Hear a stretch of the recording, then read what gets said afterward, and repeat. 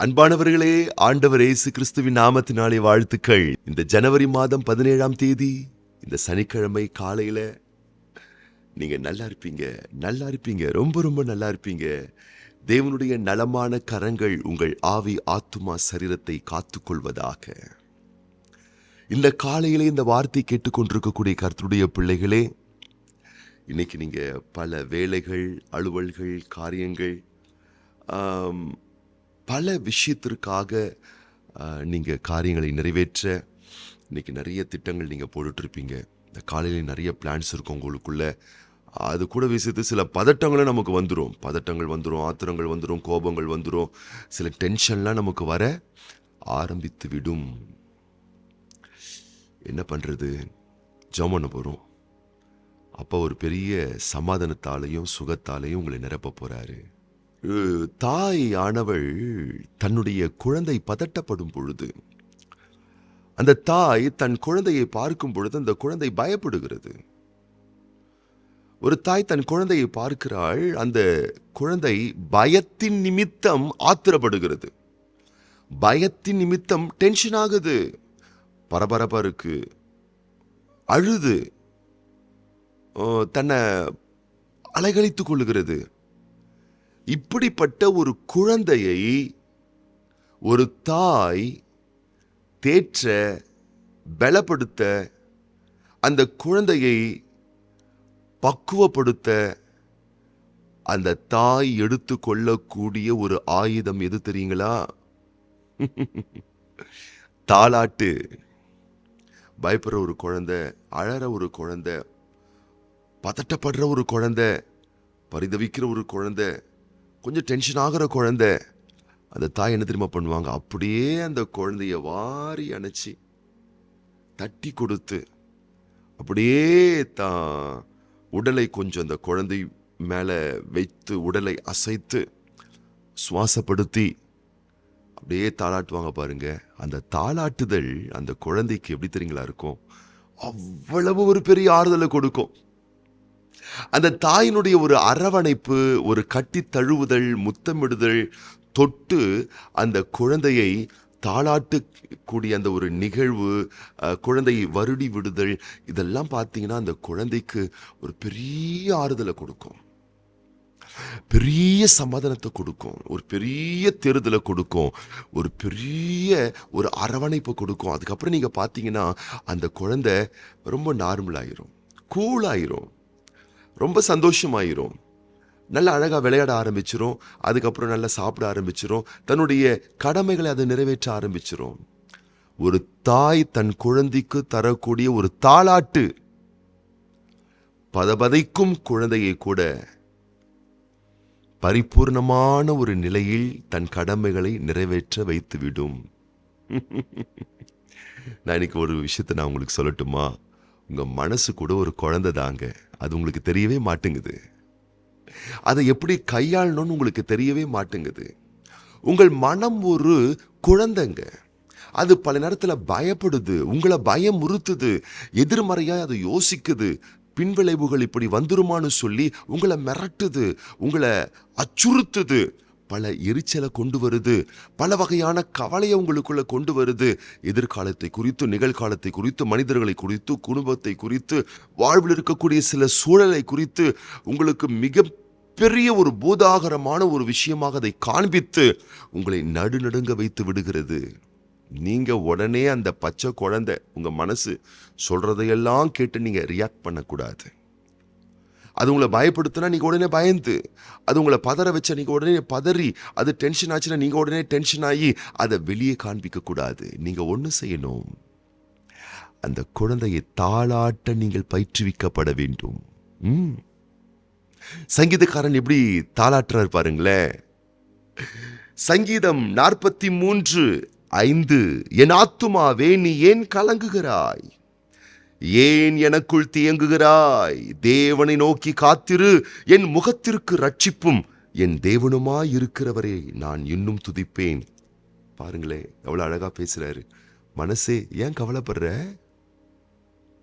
மனசே ஏன் புலம்புற, மனசே ஏன் பயப்படுற, மனதே ஏன் என்னை அச்சுறுத்தப்படுத்துகிறாய், மனதே நீ ஏன் அவதிக்குள்ளாகிறாய், ஏன் படபடுக்கிறாய்?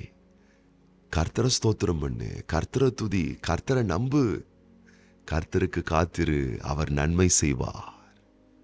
இன்னைக்கு 4 பேரை நீங்க சந்திக்க போறீங்க, 4 இடத்துக்கு நீங்க போக போறீங்க, 4 காரியத்தை நீங்க செய்ய போறீங்கன்னா எப்போ மனுஷன் மாறுவான்னு தெரியாதுங்க.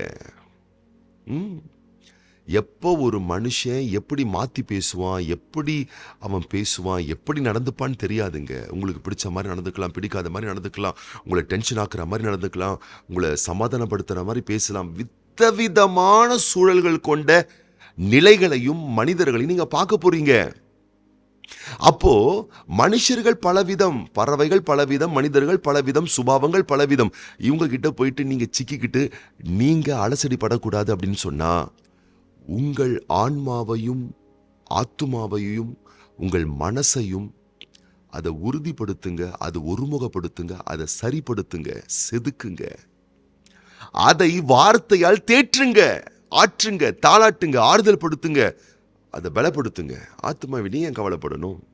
ஆண்டவரும் கூடவே இருக்கிறார். நீ ஏன் பயப்படணும்? நீ ஏன் சோர்ந்து போகணும்? இன்னைக்கு வருமானம் வராது, நீ ஏன் பயப்படுற? போஷிக்கிறவர் கர்த்தர் அல்லவா?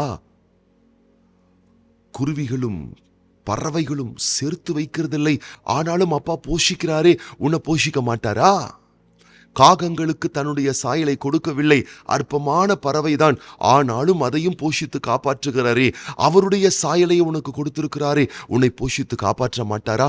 சொல்லுங்கள் உங்கள் ஆத்துமாவுக்கு. 91ஆம் சங்கீதக்காரன் சொல்லுகிறான், நான் கர்த்தரை நோக்கி, நீரின் அடைக்கலம், நீரின் கோட்டை, நீரின் தேவன், நீர்தான் நான் நம்பியிருக்கிறவர் என்று சொல்லுவேன் என்று சொல்லி ஆத்துமாவுக்கு பல தரமான பாடங்களை உட்புகுத்தி அழகாய் தாளாட்டி அதை பக்குவப்படுத்துகிறார்கள். அதுக்கப்புறம் பாருங்க, எத்தனை வித்தியாசமான சூழ்நிலைகள் வந்தாலும் ஆத்துமா கலங்காது, ஆத்துமா வலிமையா இருக்கும், மனசு உறுதியா இருக்கும். ஜெயித்து விடுவீர்கள், வென்று விடுவீர்கள். அப்பா உங்களை ஜெயிக்க வைப்பாரு, வெற்றி காண வைப்பாரு. ஆகவே இன்னைக்கு அற்புதமான காரியங்களை செய்து முடிப்பதற்கு முன்பதாக, தரமான காரியங்களை செய்து முடிப்பதற்கு முன்பதாக உங்கள் மனதை தாளாட்ட, உங்கள் மனதை வார்த்தையால் தேற்ற, வசனத்தினால் ஆத்துமாவே நீ ஏன் கலங்குற? அவங்க இப்படி சொல்லிட்டாங்க, நீ ஏன் பயப்படுற? இப்படி நடந்துருச்சு அதுக்காக நீ ஏன் துக்கப்படுற? அப்பாவன் நோக்கி காத்திரு, நம்பிரு, அப்பா ஒரு அற்புதத்தை செய்வாரு, அப்பா ஒரு அதிசயத்தை செய்வார் என்ற வாக்குகளால் உங்கள் மனதை தேற்றுங்கள். மனது பலப்பட்டால் வாழ்க்கை பலப்படும், மனம் உறுதியானால் வாழ்க்கை உறுதியாகும். அதுக்கப்புறம் என்ன, எத்தனை ஒரு நலமான, சுமூகமான, எதிரான எத்தனை விஷயங்கள் வந்தாலும் நீங்க ஜெயிப்பீங்க. அன்பானவர்களே, நீங்க நல்லா இருப்பீங்க. கர்த்தருடைய பிள்ளைகளே, நீங்க நல்லா இருப்பீங்க. நீங்க ரொம்ப ரொம்ப நல்லா இருப்பீங்க. இன்னைக்கு இந்த ஜனவரி மாதம் 17ஆம் தேதி சனிக்கிழமை, இன்னைக்கு பிறந்த நாட்கள் காணக்கூடிய அன்பு சகோதரர் S Vijayan, sister K Saranya கிரே, சிஸ்டர் எஸ் அற்புதம், அதுபோலவே அன்பான பிள்ளைகள் ஐ அருண்குமார், RS பிரத்யூன் மற்றும் திருமண நாள் காணக்கூடிய அன்பு சகோதரர் ஆண்ட்ரூ, சிஸ்டர் இந்திராணி தம்பதியார், அன்பு சகோதரர் விமல், சிஸ்டர் பவானி தம்பதியார். அவங்க இன்னைக்கு திருமண நாட்கள் காண போறாங்க. அது போலவே நாளைய தினம் ஜனவரி மாதம் 18ஆம் தேதி ஞாயிற்றுக்கிழமை பிறந்த நாட்கள் காணக்கூடிய அன்பு சகோதரி எம் டெல்பின், அது போலவே அன்பு மகள் H நிவேதா, அன்பான பிள்ளைகள் S Balachandran, R Rakshan Samuel மற்றும் திருமண நாள் காணக்கூடிய பிள்ளைகளுக்காக நம்ம ஜெபம் பண்ண போறோம். கண்களை மூடி நம்ம ஜெபம் பண்ணலாமா? பரலோக தகப்பனே, இந்த அற்புதமான நாள்ல உம்முடைய பிள்ளைகளுடைய மனம், உள்ளம், இருதயம், நினைவு, ஆத்துமாவை வலிமையாக்குவீராக. அதை வார்த்தையினால் உருவாக்கக்கூடிய விசேஷமான கிருபைகளை நீர் உமது பிள்ளைகளுக்கு தந்து கனப்படுத்தி வளப்படுத்தி ஆசீர்வதியும். இந்த ஜனவரி மாதம் 17ஆம் தேதி சனிக்கிழமை இந்த காலையில பிறந்த நாட்கள் காண்கின்ற, திருமண ஆண்டுகள் காண்கின்ற பிள்ளைகளுக்காகவும், நாளைய தினம் ஜனவரி மாதம் 18ஆம் தேதி ஞாயிற்றுக்கிழமை பிறந்த நாட்கள் காண்கின்ற, திருமண ஆண்டுகள் காண்கின்ற ஒவ்வொரு பிள்ளைகளுக்காக நாங்கள் ஜெபிக்கின்றோம் ஐயா.